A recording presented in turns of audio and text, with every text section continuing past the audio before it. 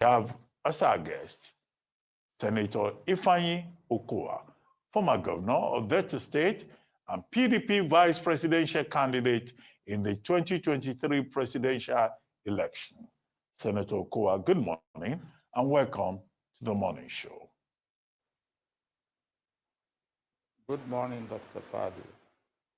Well, Senator Okowa, you know this play, William Shakespeare, Julius Caesar. When Julius Caesar was being stabbed by Brutus, Julius Caesar looked at him and said, "A two Brutus?" This is what they are saying about you in the PDP. And I would like to mention him. Senator Bukola Saraki says that your decision to defect with the APC is a clear indication of how low politics has gone to the lowest level in Nigeria. I'm not making it up, that's what he said. And some people are saying this is not even about Oberewori, that you are the person, you are the problem behind the PDP problem in Delta State. Your right of reply, sir.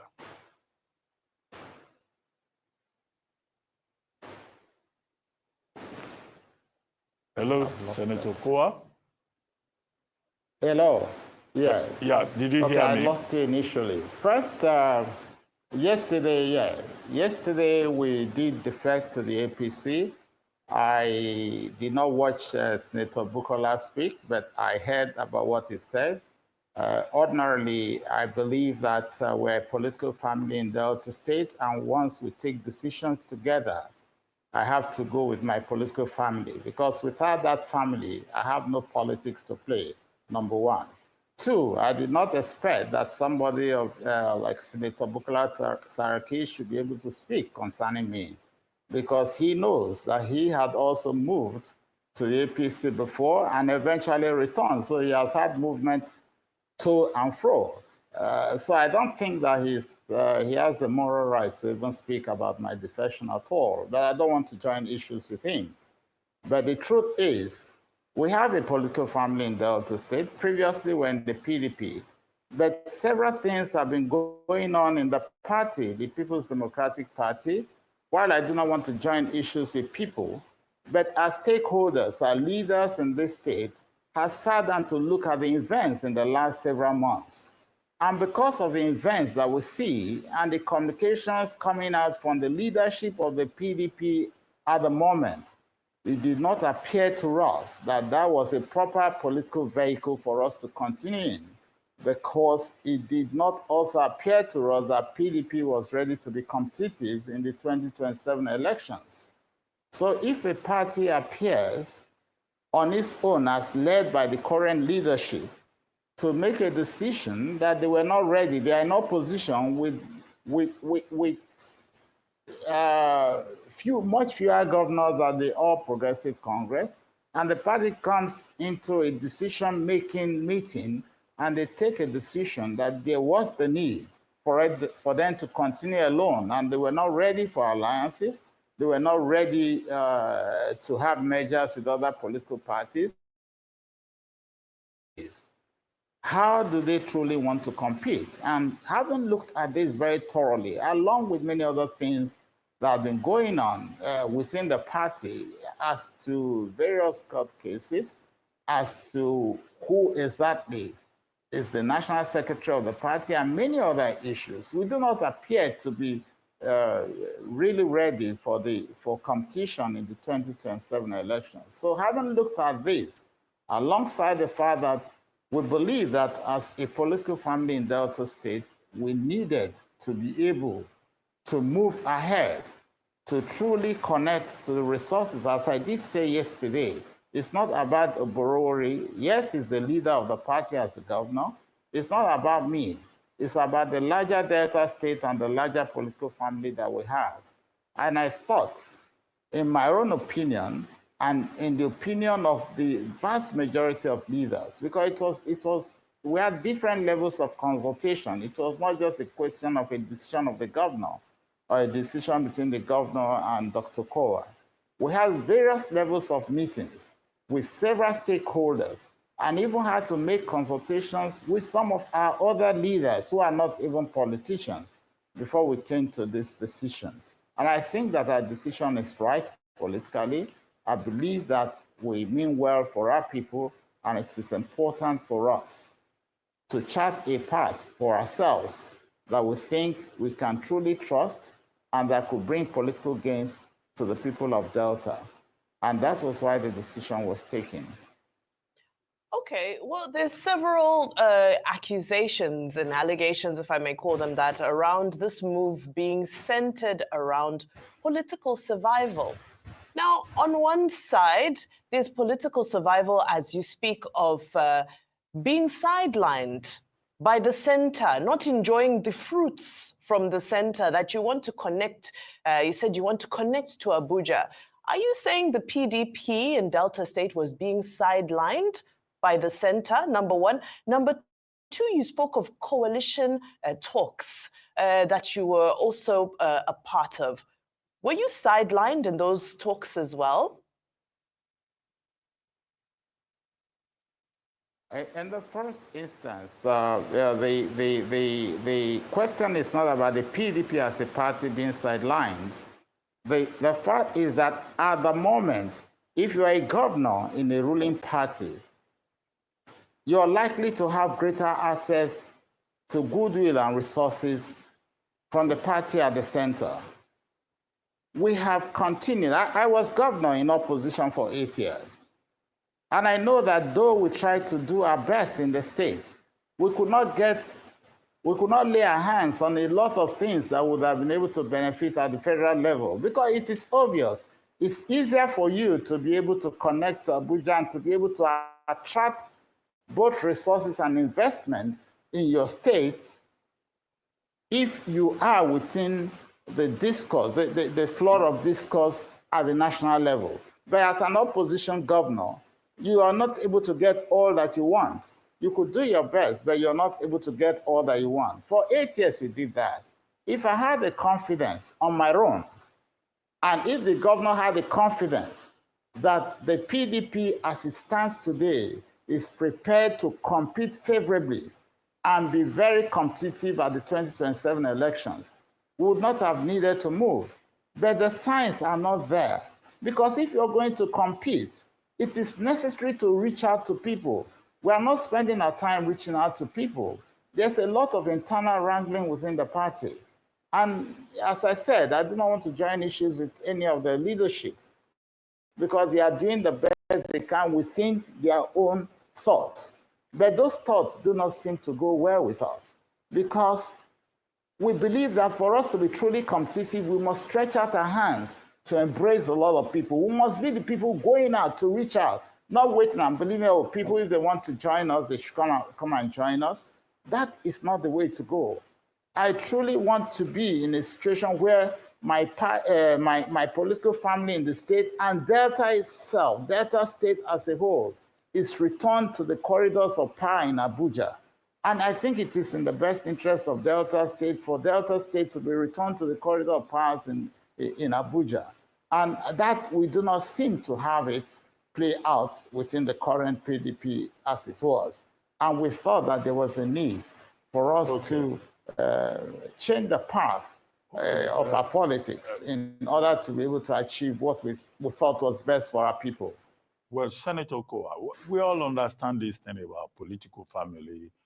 We have heard it before, my people, and all of that. But what some people are saying, and again, your right of reply, is that you decided to leave the PDP, one, because you were sidelined in the coalition talks. You were the vice presidential candidate for the PDP in 2023. But all of a sudden, when the coalition talks led by Waziri Adamawa started, it was the same Peter Obi that had moved away from the PDP that came back, Nasir Rufai. Nobody saw you in all of those coalitions. So is this sour grapes? Okay, if they don't want me, I will go to APC. And to put the question concretely, did you speak with Waziri Adamawa Atiku Abubakar before you took this decision to port, as Nigerians say, from PDP to APC? Okay, in the first instance, I don't think it's exactly true that I was sidelined in the coalition talks, because I know that Waziri Alhaji Atiku Abubakar did invite me sometime last year, and I sat with him and he talked about this coalition, and I did offer my advice at that point in time. And as they progressed, we met once again, and I actually did offer my own advice. The advice I gave to him was personal, and I do not think that it is something that I have to talk about in the public. But the real truth is that it's not a question of being sidelined, but it's a question of whether our people, because it's not just about me, because he did invite me, and I discussed the matter with the governor, I discussed the matter with some of the leadership of our party, and they were not quite comfortable with a coalition that was being built that we already 2 years. The primaries of the parties will start off on next year. So we're just 1 year away from competitive elections. And it does not appear that a vehicle has been confirmed for that coalition, neither does it appear to us as a state and as a political family that coalition was going to be able to build strength within the short period of time available. And to that extent, it became worrying for both the governor and the leadership of our political family in Delta State. And we felt that it was difficult to move into that coalition because it was one of the considerations. As we did say, we had a wide-ranging conversation with stakeholders in 4 different sections. We did consult with the caucus of the party. We did consult with all elected members of the party, from National Assembly, State Assembly to local government council chairmen, and the honorable commissioners and other top appointees of the government. We thereafter consulted with all the leadership of the party, along with the state ESCO of the party and the local government ESCO and the ward ESCOs represented in the stakeholders meetings. And that meeting resolved that it was best to move in the direction of the APC rather than in the direction of the coalition, because there's still a lot of uncertainty about the coalition, and it was not possible for them to agree that it was best to go into the coalition. As to the PDP, the mind of the leadership had been made up that the way the party is going, we do not believe that we're going to be competitive enough. So we had 2 choices, either the APC or the coalition. And it's not just the majority view. I think it was likely an all persons view that we should actually move into the APC. Okay, Senator, just for purposes of clarification, this is about not South politics, because it looks like, okay, you use the phrase, the direction in which the PDP was going. Is it about the PDP, the way it was going, or again, going the direction of the North? Is there something about that? And that was why I asked, did you speak to Waziri Adamawa Atiku Abubakar to tell him, look, no deal, we're going in another direction? Actually, I did communicate with him that we're going to have stakeholders meetings, and I did communicate that we're going to have the stakeholders meetings in this week, that is in the last week, and that it was going to be a leadership meeting, and the outcome of that meeting was going to determine our next path, because we're no longer comfortable with the PDP. And I also know that he was already heading out of the PDP from the communications that he has passed on to me, and that we have also, Nigerians also know already. And when we went into the meeting, as I did say, we're looking into, could it be the APC, could it be the coalition? And as I said, it was a near all decision that we should move into the APC. Oh, so okay. To that extent, the communication, we had communications ahead of time concerning that. But about the North-South, The politics today may not be about the North-South, because I believe that both from the North and the South, people are competing. And in all political parties, you're likely going to have people from the North and the South. But beyond all this, for the stability of this nation, I also do believe that, yes, President Bola Ahmed Tinubu was elected president in 2023. And for the stability of Nigeria, it is best for us to have him complete his 8-year tenure. Okay. Then the presidency can move back to the North. I believe that that is the right thing. Oh, okay. Why not calling it a North-South thing? Okay. You listed a number of stakeholders that you've consulted and that you've spoken to. I noticed you didn't mention a consultation with the former governor, James Ibori. Did that take place? Have you consulted him? What is your relationship like with him at the moment? Does he endorse this move? Is he comfortable with this move? Yeah, we don't have, our relationship is quite cordial, where we may have had different political views as we approach the election in 2023, because we had different, excuse me, we had different candidates for aspiring to be governor in 2023. And thereafter, it appeared we worked in different political parties when it came to the governorship. And since then, we have had our occasional communication.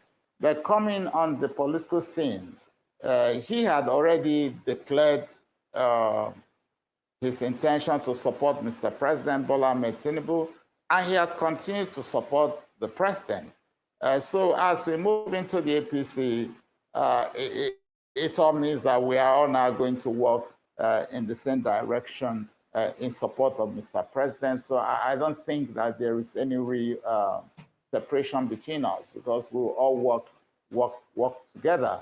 There is no doubt about the fact whether I needed to consult him within our PDP family as at then. He was not part of us, but we did consult with every other person who was within the PDP. And that's why you find that everybody is moving. And I believe that it is something welcoming, and we all work together to ensure that we're able to deliver at the elections in 2027. Okay, Senator, well, your critics have joined this conversation, and they're already sending messages. Yeah. Someone just sent me a message saying, I should ask you, that were you arrested by the EFCC or not? And is it true that it was Senator Adams Ushomole who advised you that if you join the APC, your sins will be forgiven once you join the APC? And why are you in a hurry for your sins to be forgiven? So I'm sure some of them will send more questions. And in the first instance, there are no sins to be forgiven, because no sins were committed. That is number one. Two, I was not arrested by the EFCC. A communication was sent to me, and that communication arrived at my place. I was overseas at that time. And when I returned, I reported to the EFCC to answer to their queries. And as I said at that time, I communicated to the public at that time, I am not afraid of being investigated, because I worked for Delta State, and the people, the large majority of the people, they understand that I did work for them. And because of the work that I did, I have nothing to fear. Today in Delta State, you have 4 universities running perfectly and have never gone on strike any one day. 3 of those universities were bettered at my time as governor.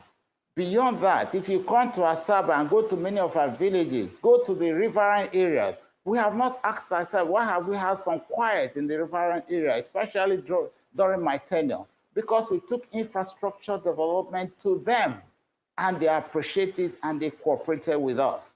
And so many things have been done. They called me Roadmaster. It is the people that gave me that name. There are so many things. When you get into the health sector, free healthcare programs and healthcare insurance program is working well. Free maternal care is working well. Under 5 children, and the governor have continued to be treated free of charge, and things are going on well. So I did well for the people of the state. Okay. And yes, petitions can be given by anybody, but whatever petitions were given, the right of investigation is that of the EFCC. So there are no fears at all concerning that. There are no rights. And I have never spoken to Senator Adams Oshomole. We saw for the first time only yesterday, because we're on different political paths. And because we're different political paths, we're truly not friends. People know that in the past, I did work for Governor Obaseki while he was working for somebody else. And Obaseki returned on a second tenure. So we're on different political paths. So we saw for the first time yesterday, while we were on the ground, and we embraced ourselves because we are now in the same political party. I remember his words to me. He said, now we're on the same political path to part no more. And I think that it is the spirit of working with each other. But otherwise, before yesterday, I had not spoken to Senator Adams Oshomole. Okay, well, because the front pages today do say that organizations such as EFCC are being weaponized to do coerced defection.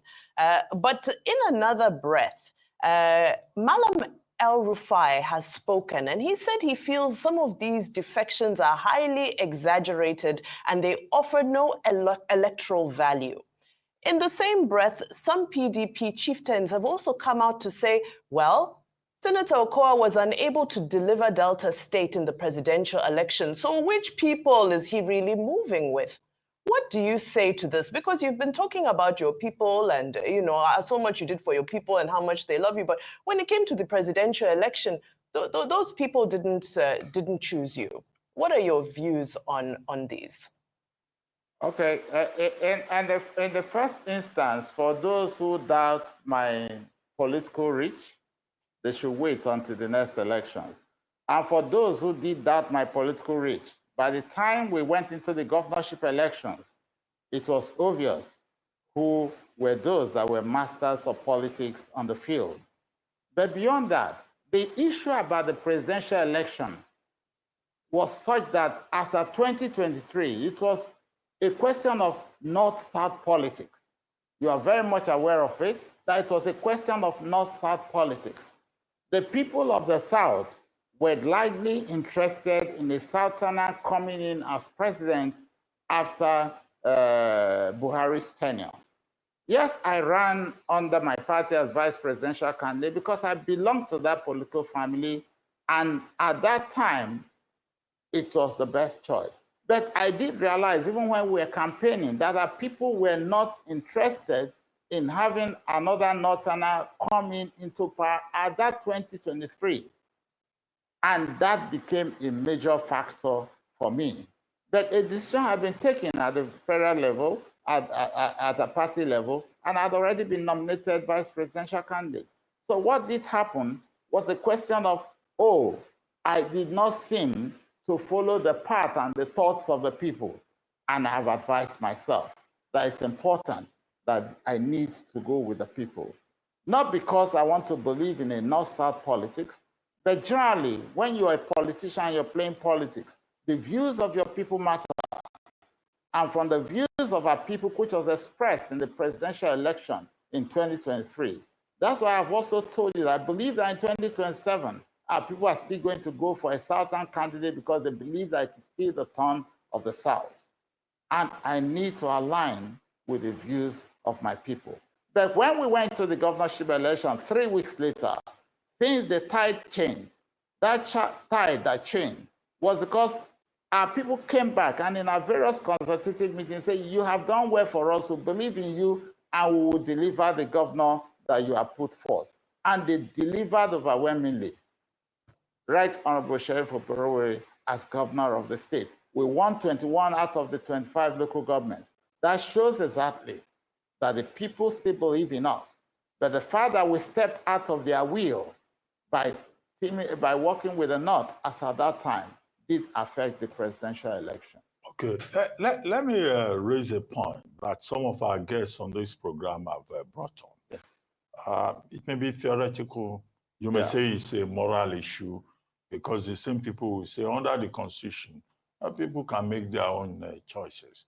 But the point, I think it was Chief Dan Ulasi, right? I think it was Chief Ulasi, who made the point that, look, somebody who was commissioner on the platform of PDP, you were also secretary to state government on the platform of PDP, you were senator on the platform of PDP, you were governor for 8 years, you became a godfather on the platform of PDP, and even chose your own successor. And then the PDP will just wake up one morning. Even you were running mate in the presidential election, and they will hear that Senator Okowa has left the party. Doesn't it raise a moral question? Or you think morality is not important in politics? Question. Okay. Morality is important in politics. There's no doubt about that. But I don't see any moral question in this.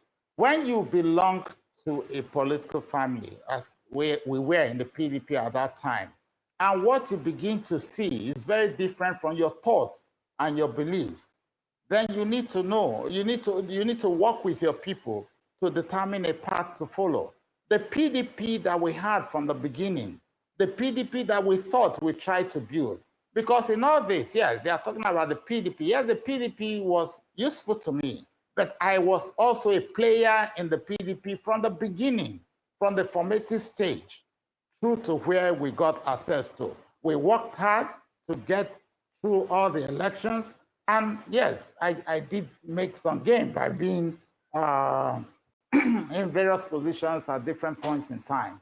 But that PDP that was vetted in 1998 does not appear to me to be the same PDP that we are running at the moment. And as I said, I don't want to criticize anybody. When you're tired of what is going on, and you do not seem to understand what is going on in a place that you call home, then you probably have to step out and find another home. And I think that that is exactly what we have done. I listened to Papa Dan Ulasi. I respect him quite a lot. And he gave the reasons that, yeah, while he may have his reservations, he has not spoken to me. And I did listen to that where he said he tried to call me and he couldn't reach out to me. I used the same phone number, and I'm very much aware that I have not seen his call because it's somebody I respect quite a lot.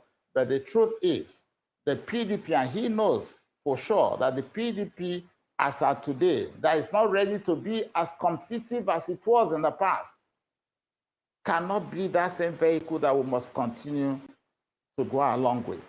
And he also said, I had my right. And I remember in that conversation, he was also calling for Peter Obi to return back to the PDP. So if he's calling for Peter Obi, who had left APGA to the PDP, and from the PDP to Labour Party, he's calling him to come back to the PDP. The question is that the question of morality in all this does not come to play anymore, because that defeats his argument about morality in all these positions. Because if he's calling for Peter Obi to return to the PDP, he's done a lot of movements. I've got to PDP, PDP to Labour Party, and he's asking to return to the PDP. Then why should my movement now become a moral issue?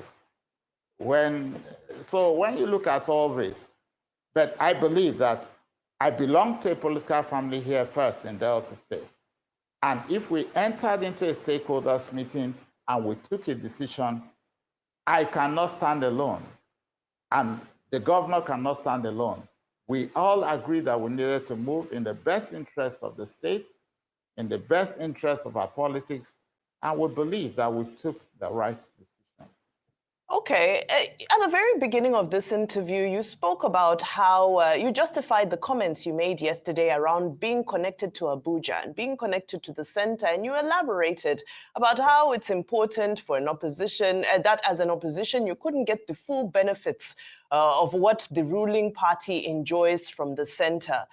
So this is the narrative that has created discuss around our movement to a one-party state. Are you endorsing this movement towards a one-party state as a part of maybe this administration's reforms? And is this what you're banking on to secure a second term for President Tinubu? I don't believe that we're going to get into a one-party state because people will always have opinions. And that's why, as of today, you still have the APC, you still have the PDP, but some of us just feel that the PDP is not preparing itself to be competitive enough. If we felt and we're sure within ourselves that they are preparing themselves to be competitive enough, we possibly may not have moved. We possibly may not have moved. But you still have the Labour Party, you have several other parties. The coalition is coming. We don't know under one party that the coalition is going to be bettered through, but we believe that other parties are coming in. So it's not likely we're going to have a one-party state. But for us in Delta State, we know what we contribute to the national force. We have been in opposition now for 10 years. And if we were sure that we'll be competitive enough to be able to as a party, to take over governance, probably will not have given thoughts to whatever is going on. But as of today, the APC appears to be working hard to return to power, to retain power. And so is it about retaining power, or is it about the ideology and the reforms? No. Because if you look at the state of the economy right now, the APC is not rating well. So is it just about taking power? Okay. Let me just say, if you're talking about ideology and reforms, it's obvious to me, and I don't know about you, but think through it. There is hardly anything that you can talk about any party having a particular ideology. Unfortunately for us as a nation, we have not moved in the direction of any party becoming ideological. If you watch the various manifestos of the various parties in the last election, you'll find that it was almost all the same. And no party appeared to have had ideological principles that holds them down. We have refused as a people to build our parties around a particular ideology. And it appears that parties in Nigeria are only being used as vehicles for election. And that is the true situation at the moment. There is no ideological stand on each of the political parties as of today. Senator Okowa, we're trying to wrap up this conversation now. There are two quick things as you give us your closing statements. Where is the voice of the ordinary people of Niger, of Delta State in this political family that you talked about? Because we have been hearing big names. But ordinary people, some of them have been saying that Delta State is a PDP state. Where is their voice? And then where is the Omo Agege, Senator Ovie Omo Agege factor in all of this conversation? Because he seems to have lost out in the game, more or less, although he has shown a lot of maturity, as I pointed out yesterday. The voice of the ordinary people will always be heard. It is for us as politicians to continue to communicate down to the people.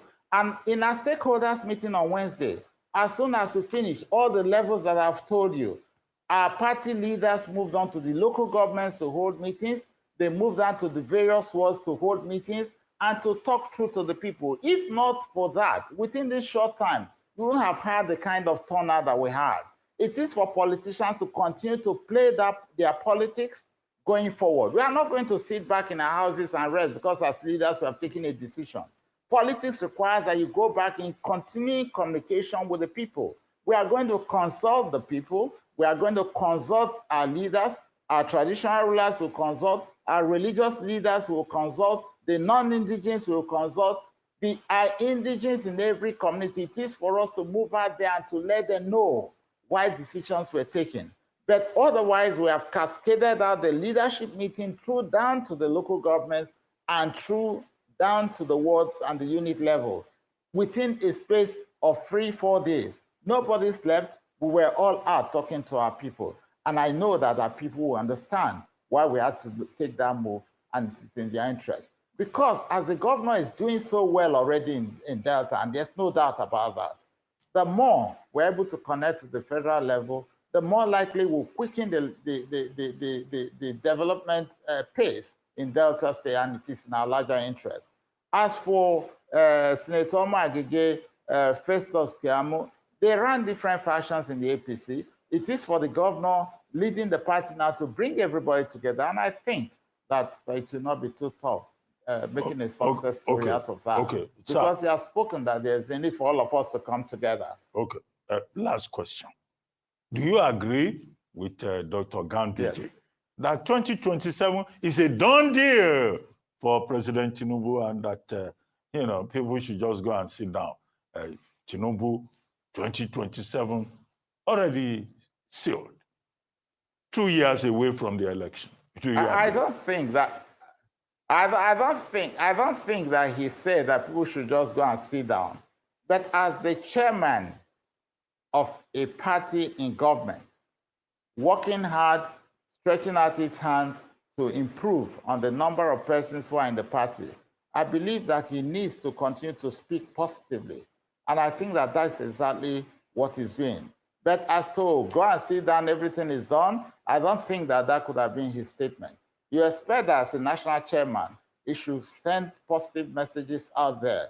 And I think that that is politics. And I believe that the various machineries of the APC and will continue to do the best they can to ensure that President Bola Ahmed Tinubu is re-elected in 2027.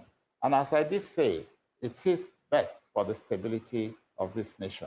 Okay, on that note, thank you very much. Senator Dr. Ifeanyi Okowa, PDP, Delta State. We take a short break now. PDP. Oh. All right. Thank you very much, guys. It's very, very unfortunate, very, very unfortunate to see that Senator Ifeanyi Okowa coming out to speak on why he left PDP to satanic APC. Although they are the same party, they are the same people, but I believe it's even more obvious now to you all that these guys are not there for you and I. They are there for themselves. They are fighting for their personal gain. Since Nigeria was created, to be honest, this is what these guys have been doing. They are not doing whatever they are doing today just to give us a better country or a better state. They're doing it for themselves, to rescue themselves. You can see when he was asked about the EFCC and all that, the man was blabbing and turning left to right, and he could not answer the question properly. But unfortunately, our media in Nigeria don't insist on questions. When they ask you questions and you cannot answer it, they just move on to the next question. But in the UK, the media will pressure you. They will pressure you. If you are diverting from the primary question, they will take you back to that particular question again. But it's only in Nigeria you see that our journalists just move on and ask another question. No head, no tail. What do I know? Join us every day, 7 p.m. Nigerian time. This is Nigeria Watch Media. Let's continue to talk about the things that is affecting you and I. Guys, help us to press on the like button and help us to share, and subscribe to our channel. I'll see you guys later on. Take care, guys, and bye for now.